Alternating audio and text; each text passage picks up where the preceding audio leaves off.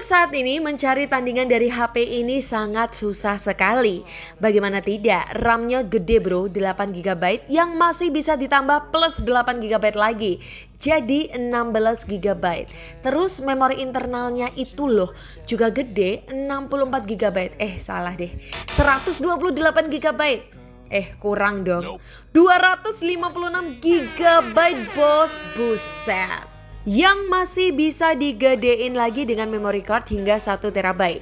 Jadi file-file lu pada nyimpan kenangan dari sang mantan hingga ratusan foto pertama kali jadian hingga diputusin pun juga masih bisa ditampung. Tapi ada pepatah, ada harga, ada rupa. Harga spek melimpah, tapi jika hasilnya tidak sesuai realita gimana?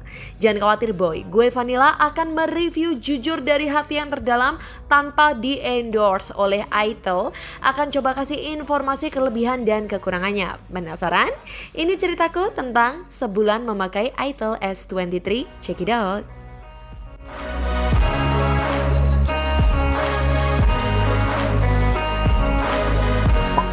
Kita mulai dari kekurangannya dulu ya guys ya. UI, sebenarnya ini subjektif karena jika Anda sebelumnya terbiasa dengan HP yang memiliki UI yang simple dan rapi, taruhlah seperti One UI-nya HP Samsung, Color OS-nya Oppo, atau Font Touch-nya Vivo, pertama Anda menggunakan Itel S23 pasti akan terasa bingung dan terasa agak kurang sedap saja di mata.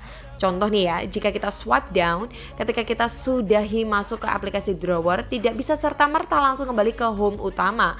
Harus swipe up atau swipe kanan atau kiri. Pun begitu kalau kita mau melihat notifikasi yang tertampil, kita harus swipe down ujung kiri atas. Baru kita bisa melihat notifikasi. Sedangkan untuk menuju ke control center, kita harus beralih swipe down di ujung atas sebelah kanan. Ya, gaya gestur ini memang mirip gestur iPhone atau MIUI. Tapi itu emang tergantung dengan kebiasaan sih. Jika kurang terbiasa bisa diakali dengan download launcher pihak ketiga. Kami lebih nyaman pakai Nova Launcher yang memberikan sentuhan banyak kostumisasi tapi terkenal ringan dengan cara membuat UI-nya lebih simpel sesuai kebiasaan kita.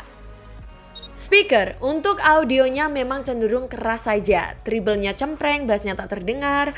Untuk nonton drakor mungkin masih nyaman, tapi jika Anda dengerin musik atau video konser di HP ini akan terasa kurang. Berisik aja sih. Pakai jack audio 3,5 mm adalah solusinya karena HP ini juga masih ada aplikasi FM radio yang sudah jarang disematkan di HP-HP masa kini.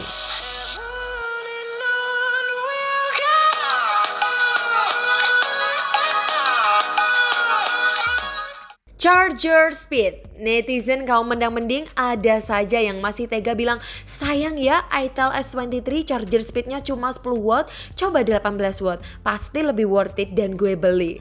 Bener apa yang dikatakan oleh sobat mendang-mending tersebut. Gak ada yang salah, namanya konsumen ya. Tapi perlu diingat HP ini setidaknya berbaik hati kasih port charger yang sudah bertype USB Type-C. Ingat, iPhone saja type terbaru tahun ini kabarnya yang harganya mencapai puluhan juta baru saja mau menyematkan USB Type-C. Nah loh, terus Anda meminta HP ini kasih 18 watt atau lebih. Muntun bercanda. Namun kami setuju sih untuk 2023 memang charger speed 10 watt terbilang lama, iya gak? Lama saudara untuk ngisi baterai 0-100%. Itel S23 butuh waktu hampir 3 jam. Ya moga saja seri selanjutnya Itel S24 bisa dikasih upgrade ke 18 watt atau bahkan lebih. Untuk model kamera Itel S23 ini memang keren sob, berbentuk melingkar yang ditaruh agak ke samping sehingga terlihat manis di mata. Itel S23 cuma punya satu kamera beresolusi 50 megapiksel. Kenapa kami sebut satu? Ya memang satunya tidak berguna, 0,8 megapiksel depth saja dan buletan sampingnya atau di bawah LED flash itu cuma tempelan aksesoris, bukan kamera, jadi anggap saja tidak ada. Dari segi hasil gambar yang dihasilkan Itel S23 sebenarnya nggak buruk-buruk amat. Dari saturasi warnanya saja yang kelihatan terlalu gonjreng karena andil dari kebiasaan sifat chipset Uni SoC yang dipergunakannya. Kalau kita melihat hasil kameranya dari layar HP sih masih bisa dinikmati, tapi jika diupload di sosial media ya terlihat masih kurang. Gambar terasa kurang detail dan tajam, warnanya banyak yang miss, kualitas 50 megapiksel tidak banyak membantu, malah cuma membantu untuk menuhin memori kita saja.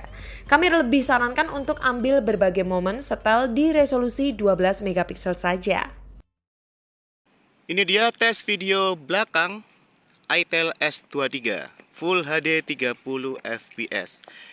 Ini saya pegangi pakai dua tangan ya guys. Coba nanti bedakan kalau ketika saya pegang dengan satu tangan aja. Ini kualitasnya. Ini satu tangan ya. Kalau ini dua tangan. Ya, saya kira memang karena tidak ada Ace dan OIS HP sejutaan, ya harus pakai dua tangan guys. Sedangkan untuk kualitas audionya teman-teman yang nilai ya. Karena itel S23 cuma punya mic internal satu aja guys. Untuk video Full HD 30 fps juga hasilnya ya begitu seadanya. Record suaranya juga kurang bulat jika kita bandingkan dengan HP sesama single mic. Misalnya sama Redmi 12C. Apalagi dengan HP yang punya dual mic seperti HP Samsung. Jelas berbeda kualitasnya. Untuk update sistem Android, kami cari informasi belum ada titik terang. Entah apakah masih bisa diupdate ke Android 13 atau lebih ke depannya, itel S23 secara default berjalan di Android 12. Untuk update patch keamanan atau performance, mungkin itu yang bisa kita harapkan.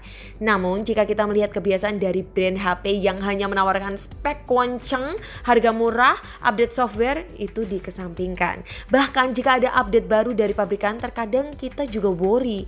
Apakah setelah update kinerjanya makin ngacir atau malah terkena banyak bugs? Nah, inilah yang kami alami di update bulan Agustus kemarin. itel S23 ini sudah kami update di versi terbarunya. Memang terhitung ada perkembangan yang positif, terutama dalam bloatware aplikasi yang diminimalkan dan refresh rate 90Hz-nya kini bisa berjalan di aplikasi lainnya.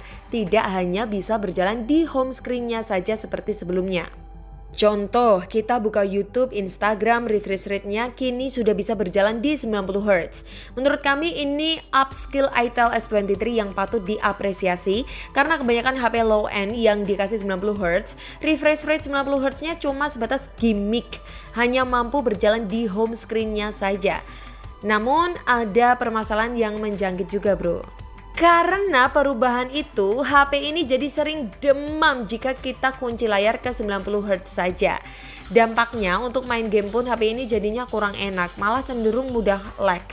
Serta parahnya suhunya mudah meningkat, berbeda dengan performanya sebelum update. Kami rasa kemungkinan HP ini memang belum mampu menjalankan 90Hz secara optimal. Jadi opsi menurunkan refresh rate hanya ke 60Hz atau dibuat otomatis saja adalah pilihan lebih bijak. Oke, sekarang kita masuk ke kelebihannya. Pertama, dari desain itel S23 dilihat di sisi manapun masih ganteng, kayak HP 2 jutaan. Desainnya tidak norak menurut kami ya, dengan pilihan warna yang soft. Bahkan bagian punggungnya, itel masih sempat-sempatnya memikirkan untuk kasih efek transisi warna back cover yang bisa berubah warna jika terkena sinar ultraviolet. Terus di sisi kanan frame boxingnya terdapat fingerprint yang terbilang cepat, asal jari kita tidak berkeringat. Selain itu, build desain framenya dibuat tidak terlalu tajam sehingga masih memberikan kenyamanan telapak tangan kita dalam mengeggamnya.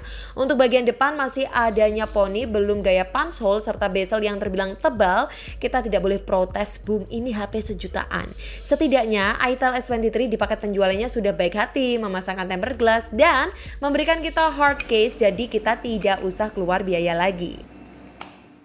Kedua, dari segi display, itel S23 cuma punya resolusi HD+ saja. Jika kita bandingkan kompetitor Redmi 12C, Redmi 10C, Realme C33, Oppo 17, Vivo Y16, kualitasnya tidak jauh berbeda. Ketiga, RAM dan ROM yang lapang. Jika kita bandingkan dengan HP kompetitor, tadi paling tinggi kita dikasih RAM 6 dan memori internal 128GB. Sedangkan si itel S23 bisa kasih kita RAM 8, ROM 256GB. Tapi jika Anda ragu dan beranggapan jika ROM-nya yang gede itu cuma gimmick, kinerjanya pasti jelek. Eits, Itel S23 akan mematahkan argumen Anda karena ROM yang dikasih sudah versi UFS 2.2. Ketiga, chipset Uni SoC T606 menjadi tumpuan Itel S23. Kami kira pilihan chipset ini adalah bukan yang paling menggiurkan bagi calon pembeli, tapi sudah yang paling terbaik buat Itel S23. Sifat Uni SoC T606 memang tidak sengebut Uni SoC T612 yang ada di Realme C33 atau Realme Narzo 50A Prime. Uni SoC T606 punya sifat yang lebih adem, tidak cepat menghangat dan lebih irit baterai. Tapi dengan catatan tadi bro, keadaan itu yang kita rasakan sebelum kami lakukan update software bulan Agustus.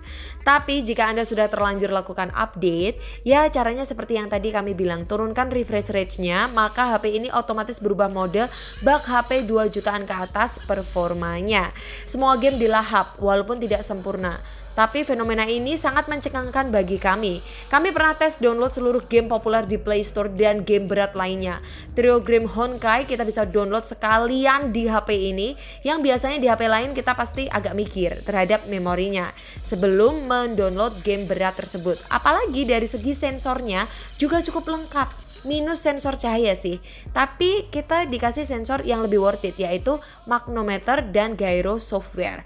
Walau gyronya ini juga tidak terlalu berguna ya dalam bermain game, tapi setidaknya ada gyro dan magnometer. HP ini punya peluang yang lebih, memberikan keakuratan kita dalam navigasi arah.